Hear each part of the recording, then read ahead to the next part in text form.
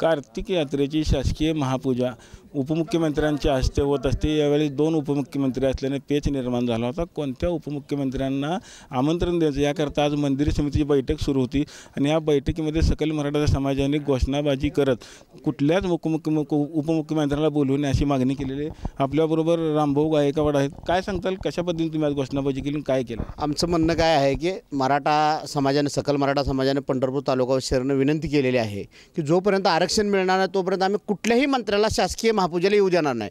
2018चं जर पुनर्वृत्ती घडू द्यायची नसेल तर त्याच्या अगोदर आरक्षण द्यावं, कुणबीचं सगळ्यांना द्यावं सरसकट आणि पंढरपूरला यावं। जर येण्याचा प्रयत्न केला आणि पोलीस प्रशासनाचा बळाचा वापर केला तर आम्ही हातामध्ये शेतकऱ्यांचा चाबूक आणि रुमणं घेऊन आम्ही रोडवरती उतरू। त्याला सर्वस्व जबाबदार प्रशासन राहील। तुम्ही काय सांगताल? खरं तर उपमुख्यमंत्र्यांना विरोध आहे का सगळ्याच मंत्र्याला विरोध? काय नाही, पंढरपूरमध्ये मराठा आरक्षणाचा GR घेतल्याशिवाय किंवा मराठा आरक्षण दिल्याशिवाय कुणीही इथं येऊ नये असं आम्ही ह्यापूर्वी जाहीर केलेलं आहे। परंतु परवा जे जरांगे पाटलांनी जर उपोषण मागे घेतल्यानंतर फक्त विठ्ठल रुक्मिणीच्या दर्शनाला आम्ही मुभा दिलेला आहे, महापूजेला नाही। त्यामुळं उपमुख्यमंत्र्याची शासकीय महापूजा सकल मराठा समाजाच्या वतीने आम्ही होऊ देणार नाही। ह्याला जर काही कुठलेही अनुचित प्रकार घडला तर मंदिर समितीचे सहअध्यक्ष, सदस्य, पोलीस प्रशासन आणि जिल्हाधिकारी जबाबदार राहतील। कारण ह्यापूर्वी आम्ही मंदिर समितीच्या अध्यक्षाला आणि कलेक्टरला लिखित स्वरूपात आम्ही सांगितलेलं आहे की जोपर्यंत मराठा आरक्षण मिळत नाही तोपर्यंत कसल्याही परिस्थितीत राज्याच्या उपमुख्यमंत्र्याच्या हस्ते शासकीय महापूजा आम्ही होऊ देणार नाही। त्या ठिकाणी वारकऱ्याच्या हस्ते महापूजा व्हावी। कारण जर उद्याच्याला यात्रेमध्ये येणारा जो समूह आहे तो सगळ्यात जास्त मराठा समाज आहे। तो मराठा समाज त्या उपमुख्यमंत्र्याच्या गाडीवर पडेल, अनुचित प्रकार घडू शकेल आणि जर काय इथनं अनुचित झालं तर ह्याला जबाबदार कोण? आणि येणारा सगळा मराठा आहे। त्यामुळं हे राज्यापुरतं, हे काही पंढरपूरपुरतं मर्यादित आंदोलन राहिलेलं नाही। राज्याच्या बाहेर गेल्यामुळं प्रत्येकजण मराठा आता आक्रमक झालेला आहे। कारण हे राज्य सरकार मराठा समाजाला आरक्षण देतो म्हणून आमचे उपोषण उठवतो आणि मंत्र्याला एका आमच्या विरोधात उभा करायचं काम करतो। आज छगन भुजबळसारखे मंत्री आज आमच्या विरोधात गरव वाकायला लागल्यात। मंत्री असताना असं काय करू शकतात? मग त्यांनी मंत्रिपदाला राजीनामा द्यावा। तुम्ही काय सांगताल की वारकऱ्यांवर याचा काय परिणाम होईल? वारकऱ्यांवर परिणाम होण्याचं कारण नाही। वारकरी समाज, वारकरी संप्रदाय हा आमचाच आहे, आम्ही पण त्या संप्रदायातलेच आहोत। परंतु आत्ताची जी कार्तिकीची महापूजा आहे हे आम्ही सर्व समाजानं घेतलेल्या भूमिकेप्रमाणे शासकीय महापूजा, जोपर्यंत आरक्षण नाही तोपर्यंत शासकीय महापूजा होऊ देणार नाही। मग तो कुठलाही मंत्री असेल, आमदार असेल, त्याच्या कुठल्याही कोणाच्याही हस्ते ती महापूजा होऊ नये।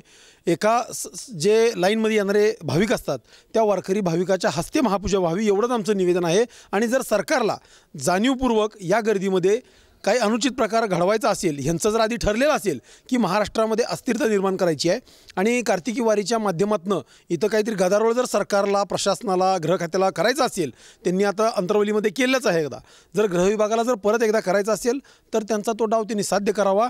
फक्त यात आमच्या धार्मिक आस्थेला तेढ पोचू नये। आमचं हे भगवंताचं ठिकाण आहे, याच्यामध्ये त्यांनी राजकारण करू नये। आमचं एवढंच म्हणणं आहे की तुम्ही आमच्या समाजाच्या भावना दुखावताय, आमच्या समाजाची वारंवार कुचेष्टा करताय। तुमच्याच मंत्रिमंडळातल्या एका मंत्र्याला आमच्या समाजावर खालच्या लेवलच्या टीका करायला तुम्ही रिकामं सोडताय आणि मग जर तुम्हाला अडवलं असेल तर तुमच्या हस्ते महापूजा नाही केली म्हणून भगवंताची महापूजा थांबत नाही, फक्त भाविकाच्या हस्ते करावी। मनोज जरांगेंनी आता उपोषण मागे घेतलेलं आहे, मग इथं काय एवढं तीव्र? मनोज जरांगेंनी आमरण उपोषण मागे घेतलेलं आहे। साखळी उपोषण आणखी सुरू आहे, ते सबंध महाराष्ट्रात सगळीकडे जिथं जिथं साखळी सुरू आहे तिथं सुरूच राहील। आणि त्यांनी परवा आवाहन केल्याप्रमाणे जिथं साखळी उपोषण सुरू नाही तिथं 1 डिसेंबरपासून सुरू होतील, अन्यथा 24 डिसेंबरनंतर त्याचं जे काही पुढची दिशा आमच्या आंदोलनाची ठरेल। पण पंढरपूरमध्ये कुठल्याही आमदाराला, खासदाराला, मंत्र्याला शासकीय कार्यक्रमाला आणि मंदिराच्या कार्यक्रमाला येऊ द्यायचं नाही, हे समाजाची ठरलेली दिशा आहे। परंतु ही महापूजा परत एकदा मी आपल्या माध्यमातून सांगतोय, ह्या सर्व मंत्र्यांना, ह्या मंदिर समितीला जर आपण जाणीवपूर्वक मराठा समाज आणि इतर समाजामध्ये तेढ निर्माण करायचा प्रयत्न केला तर त्याचे परिणाम तुम्हाला भोगावे लागतील। पण बघितलं असं की जोपर्यंत मराठा समाजाला आरक्षण मिळत नाही तोपर्यंत मंदिरामध्ये कुठलीही पूजा किंवा कुठल्याही दर्शनाला देखील कुठल्या मंत्र्याला येऊ देणार नसलेली भूमिका सकल मराठा समाजाने घेतलेली आहे। पंढरपुरातून जगदीश डांगे, रवी लवेकर, TV9 मराठी।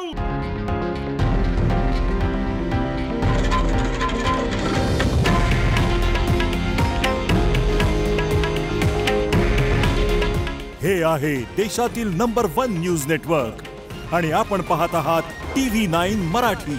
काळजी तुमची, हित महाराष्ट्राचं।